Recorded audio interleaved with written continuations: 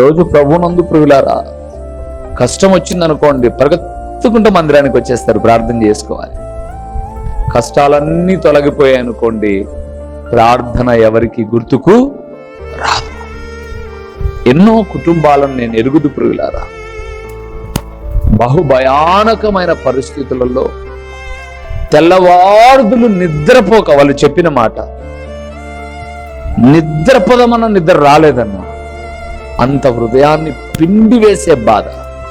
నేను అంటాను, పిండి వేసే బాధలో నిద్ర రాకపోతే తెల్లవారుదులు మేలుకున్నావే, ఇప్పుడు సంతోషంగా ఉన్నావు, కొంతసేపు అయినా ప్రార్థన చేయొచ్చు కదా. బాగున్నప్పుడు దేవుడు మనకు గుర్తుకు రాడు. అందుకే ఆ జీవితాలు అంతంత మాత్రమే ఉంటాయి చూడండి, అటు పడక ఇటు నిలబడక. అయితే దేవుడు అన్నాడు ప్రియులారా, కీర్తనకారుడు ద్వారా, మానక నేను ప్రార్థన చేయుచున్నాను. ప్రార్థన మానకూడదు.